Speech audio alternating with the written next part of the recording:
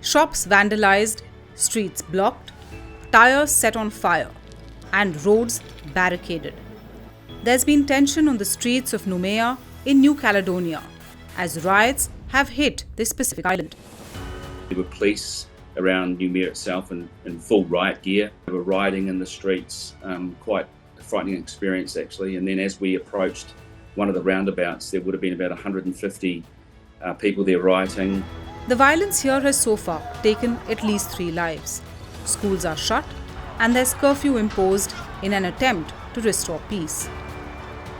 The reason behind what's happening in New Caledonia is connected to what's taken place over 10,000 kilometers away in France.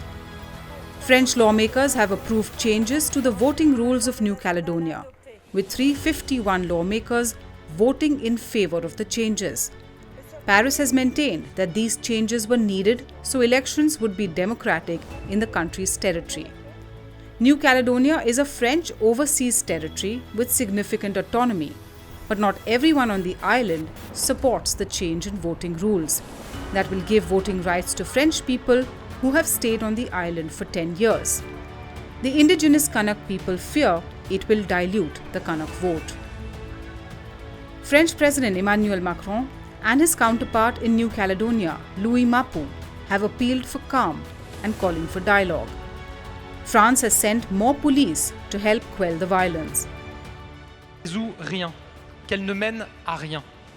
Et je veux le dire clairement comme je l'ai affirmé ce matin, les violences ne sont ni justifiables, ni tolérables.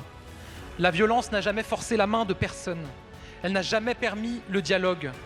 Et c'est par le dialogue, et par le dialogue seulement, que nous trouverons une solution politique globale pour la Nouvelle-Calédonie. Notre priorité aujourd'hui, c'est le retour du calme. President Macron has also said he will not rush to convene a special parliament session needed to give the final go-ahead for the voting changes.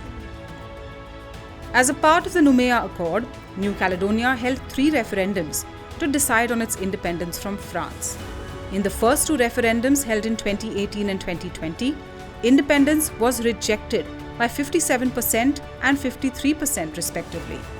The last referendum held in New Caledonia in 2021 was largely boycotted by the pro-independence parties and saw a result of 96% rejecting the idea of independence. In response to that referendum, Macron had said, France is more beautiful because New Caledonia has decided to stay part of it.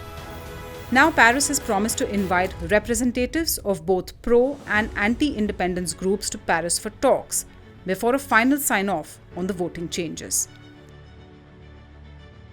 Will that be enough to stop the violence in New Caledonia?